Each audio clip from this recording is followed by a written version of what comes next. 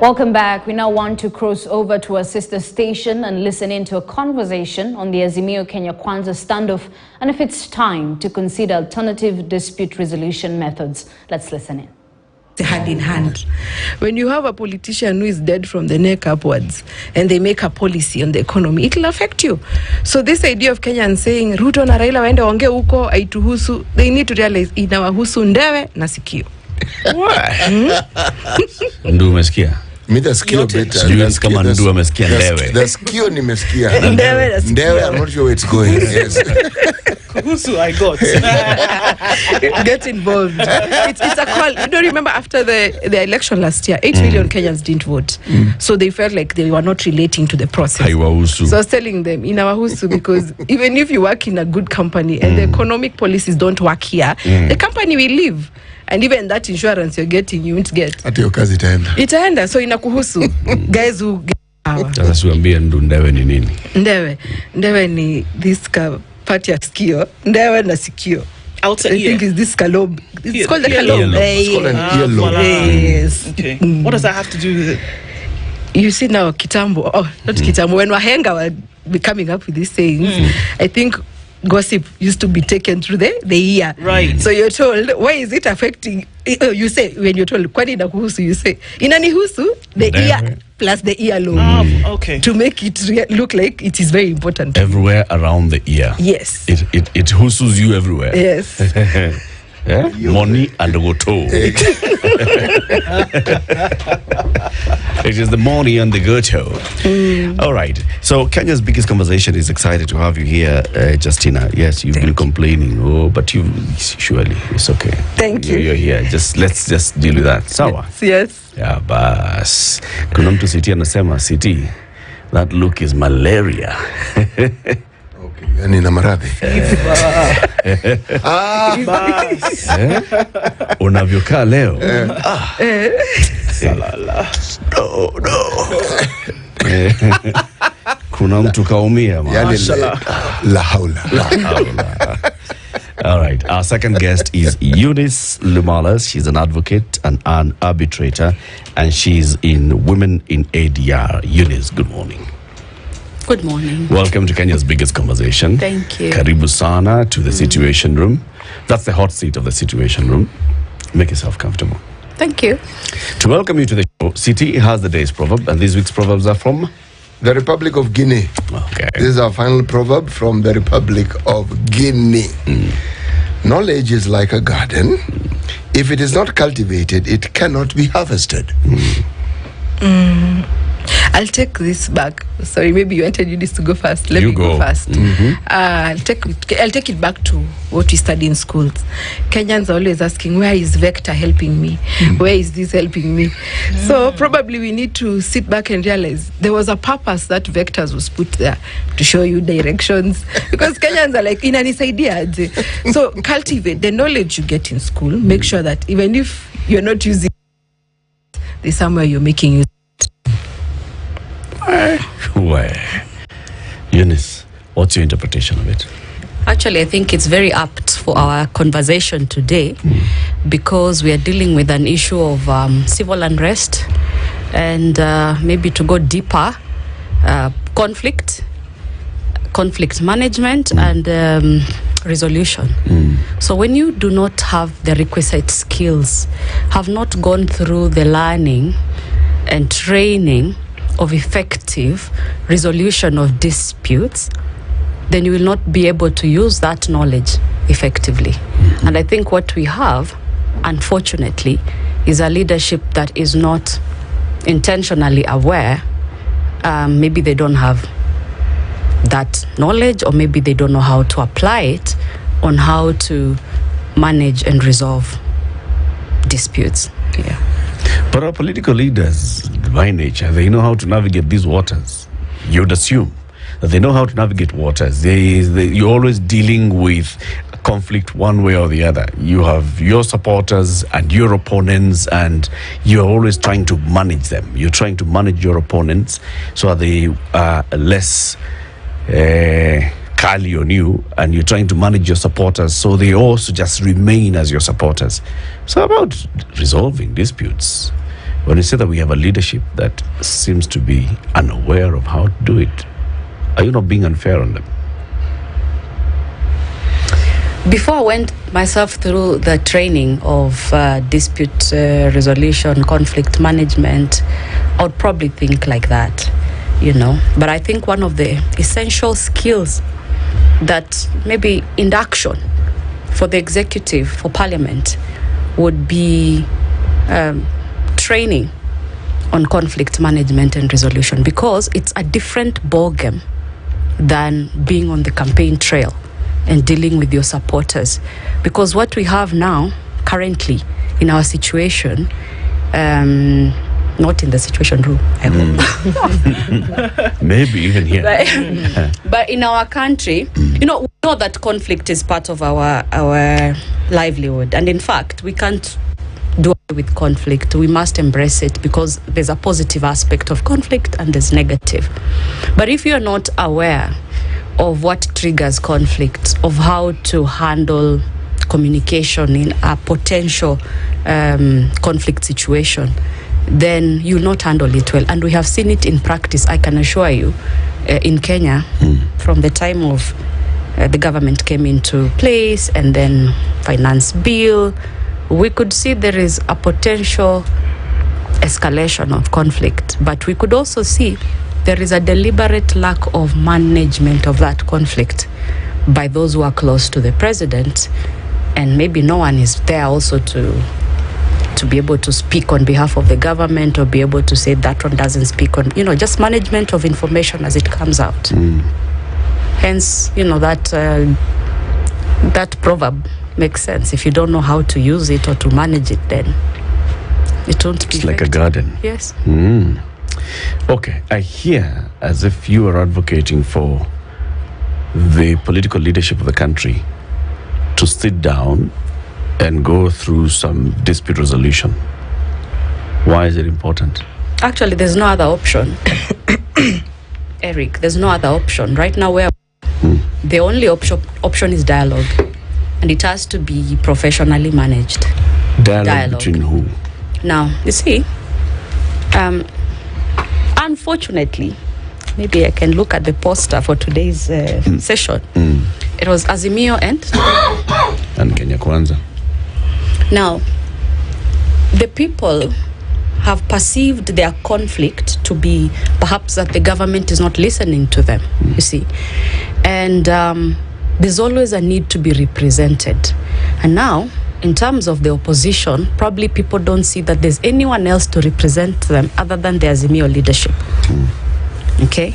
So that being the case, it's important that Azimio leadership rises to the occasion and takes up the representative role of the people, understand what they want, and then take that to the dialogue room. It should never ever be about personalities. It's not about Raila. It's not about Ruto or our president, Honorable Excellency Ruto, or Raila, which is also, who is also an honorable, excellency. So it's not about the honorable excellencies anymore. And I think that's the beauty of conflict. Conflict gives us an opportunity to address issues if we are ready to move forward as a country. This is a golden opportunity to dig down, to get to the root of the problem and put the issues on the table. Justina, do you agree that there is no other way? Where we are, there is no other way. But I want to tell Kenyans that Shimon Peres tells us, if there is a problem, if a problem has no solution, it may not be a problem, but a fact. Not to be solved, but to be coped with over time. We need to accept that kuna mshindi na mshindi.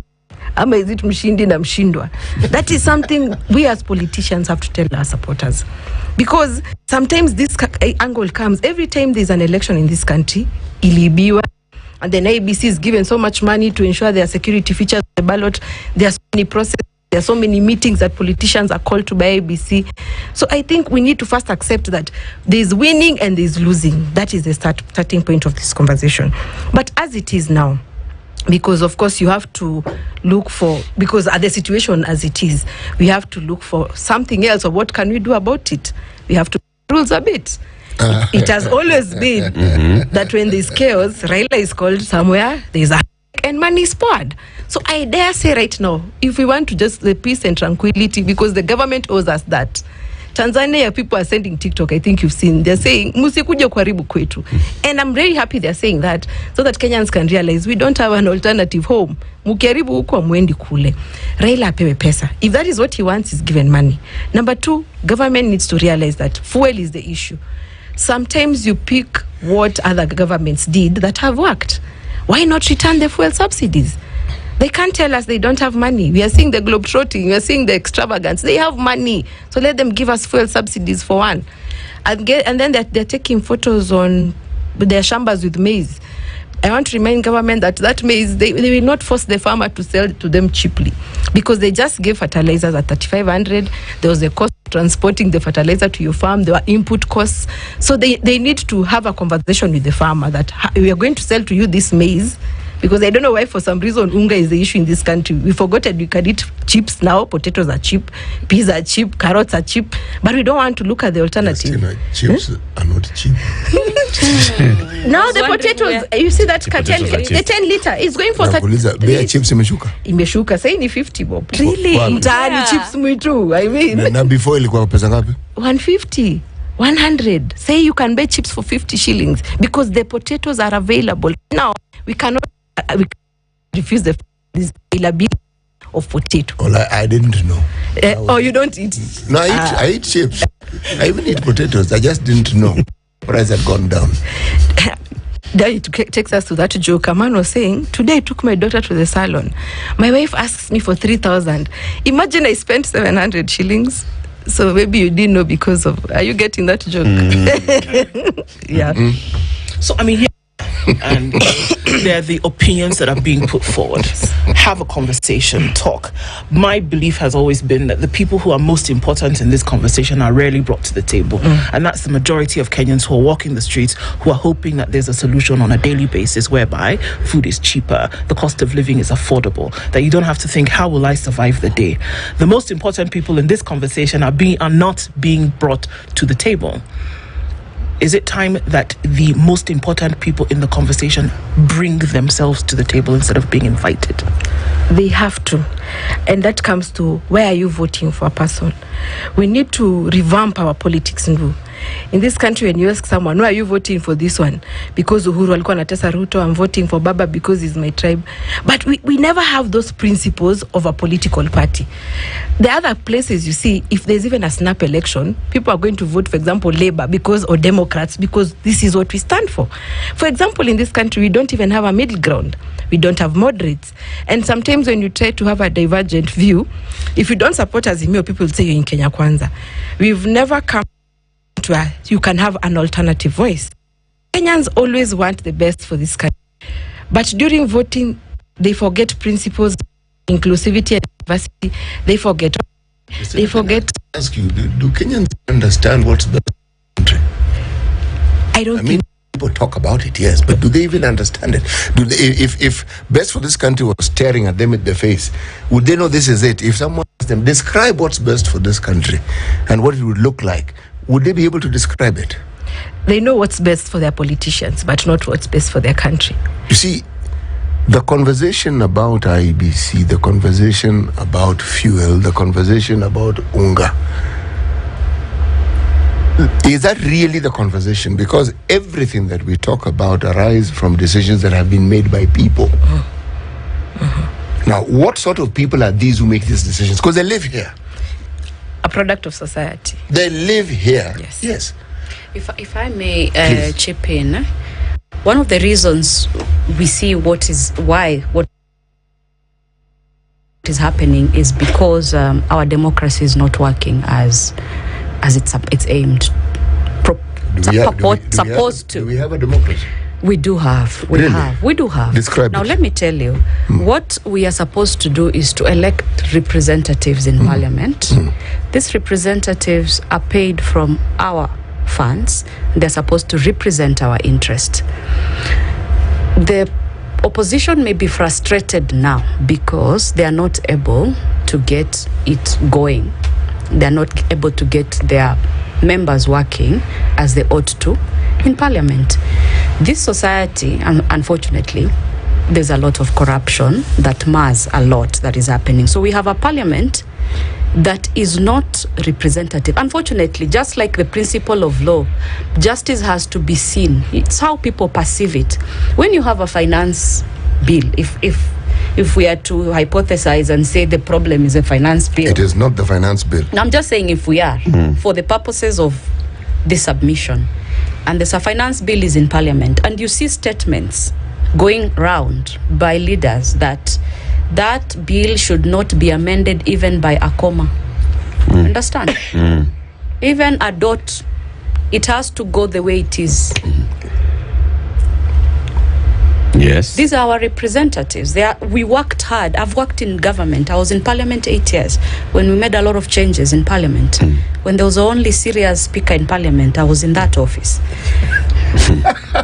So now, Does this speaker it's have true. a name? Yes, he does. He did a very good job as speaker during the post-election violence.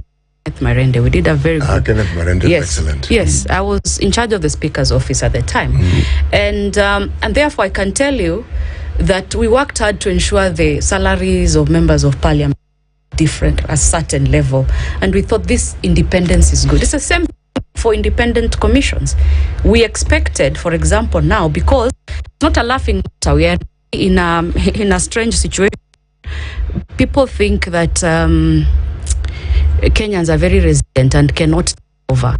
It's important to understand that change in a split second just go to manage people's and expectations. Sounds like you want to gag politicians.